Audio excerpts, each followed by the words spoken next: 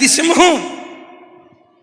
అయితే విచిత్రం ఏంటంటే అది పుట్టింది జూలో, పెరిగింది జూలోనే. జూలో పుట్టిన సింహం, జూలో పెరిగిన సింహం వేటాడటానికి పరిగెత్తాల్సిన అవసరం ఉంటుందా? ఏ రోజుకు ఆ రోజు మాంసం వచ్చి పడతా ఉంటుంది. దానికి ఒక్కటే ఆ మాంసపు కండ, ఆ మాంసపు తొడబడేటప్పుడు మాత్రం పక్షిలాగా ఎగిరి ఏమంటే బంతి పట్టుకున్నట్టుగా క్యాచ్ పట్టుకుంటుంది అంతే. ఏకదప్పి ఇంకొక పని అది చేయదు. ఎందుకు? మాంసం రోజు దాని దగ్గరకు వస్తుంది. కలకత్తాలో ఈ సింహం పుట్టిందే జూలో పుట్టిందే, ఈ సింహం పెరిగిందే జూలో పెరిగిందే, దరిదాపుగా 6-7 సంవత్సరాలు ఈ జూలోనే ఉంది. అసలు అడవి అందాలు ఎట్టుంటాయో దీనికి తెలియదుగా.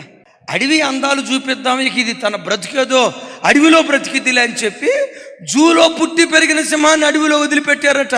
అడవిలో వదిలిపెడితే ఈ సింహాన్ని వేట కుక్కలు చంపేసాయట.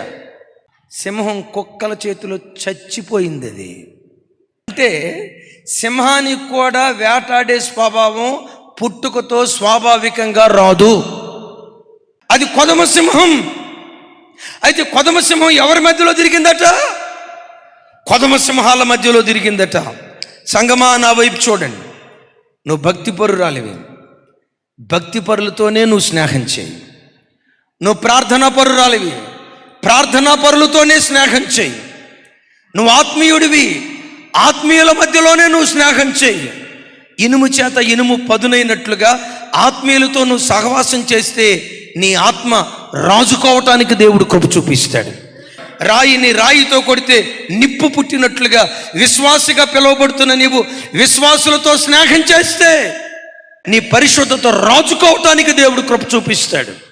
నువ్వు సంఘానికి వచ్చినప్పుడు, నువ్వు ఉద్యోగానికి వెళ్ళినప్పుడు, వీడు భక్తిపరుడా కాదా, వీళ్ళు ఆత్మీయులా కాదా, వీళ్ళు దైవికమైన మాట మాట్లాడతారా, లోకపరమైన మాట మాట్లాడతారా? మందిరానికి ఒక అమ్మాయి వెళ్తూ ఉంటే ఆ అమ్మాయిని గురించి నెగిటివ్ కామెంట్ చేయకుండా తన సొంత చెల్లిని చూసినట్లు, తన సొంత అక్కను చూసినట్లుగా పవిత్రమైన భావనతో ఈ వ్యక్తి చూస్తున్నాడా లేదా గ్రహించు. అలాంటి పవిత్రులతో నువ్వు స్నేహం చేస్తే నీవు పవిత్రుడు అవుతావు. అమ్మా, ఇంటికి వెళ్ళిన తర్వాత ఎవరు నీ స్నేహితులు? కూరగాయల మార్కెట్కి వెళ్ళేటప్పుడు ఎవరితో కలిసి వెళ్తావు? లోకస్తులతోనా? సినిమా మాటలు మాట్లాడే వాళ్ళతోనా? సీరియల్ సంభాషణ చేసే వాళ్ళతోనా? అక్కడ చెత్త ఇక్కడ చెత్త, అక్కడ పెంట ఇక్కడ పెంట పోగేసుకునే లౌకికమైన వ్యక్తులతోన స్నేహం. తస్మా జాగ్రత్త. కొదమ సింహాలు ఎప్పుడు కొదమ సింహాల మధ్యలోనే తిరుగుతూ ఉండాలి.